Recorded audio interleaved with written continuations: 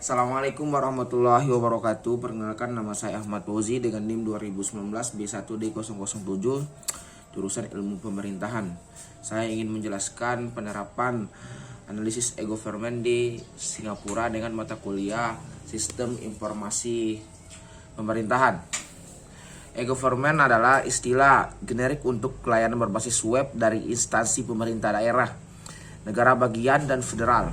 Dalam e-government, pemerintah menggunakan teknologi informasi dan terutama internet untuk mendukung operasi pemerintah. Interaksi mungkin dalam bentuk sejumlah kegiatan hanya melalui World Wide Web, Sharma and Gupta 2003, Sharma 2004, Sharma 2006. Bank Dunia, www.worldbank.org. Definisi laporan AOEMA.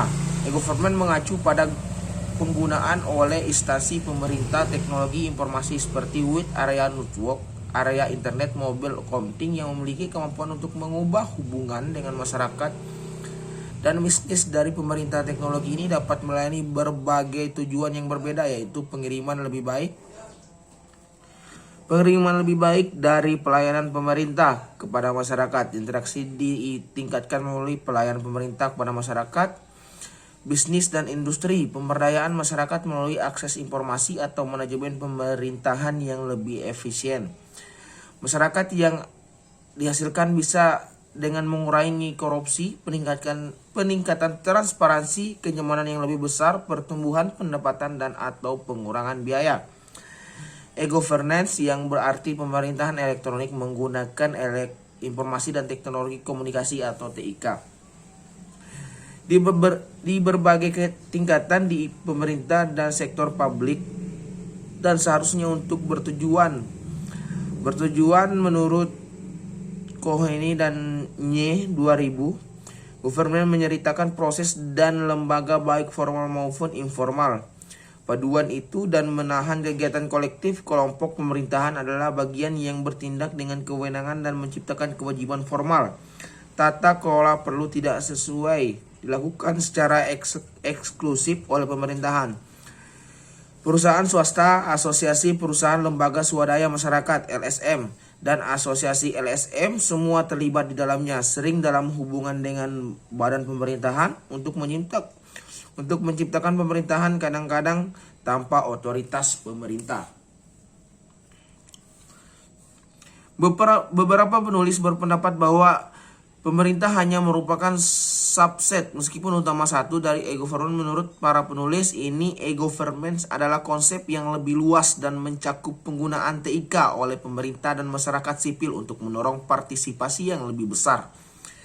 Partisipasi yang lebih besar dari warga untuk pemerintah atau mendorong lembaga-lembaga politik, misalnya penggunaan internet oleh politisi dan partai politik untuk memperoleh pandangan dari konstituen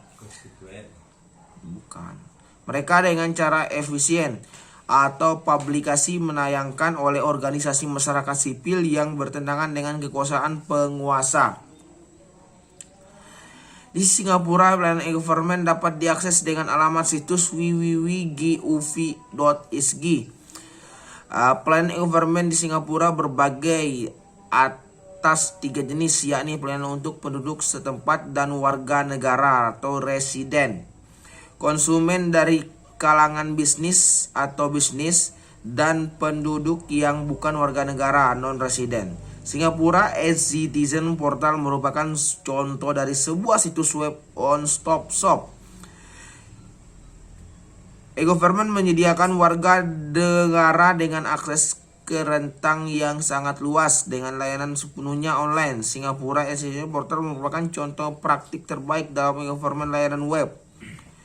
Untuk mendapatkan berbagai pelayanan elektronik di Singapura, penggunaan harus memiliki akun yang disebut dengan Singapore Personal Access atau SIGFAS.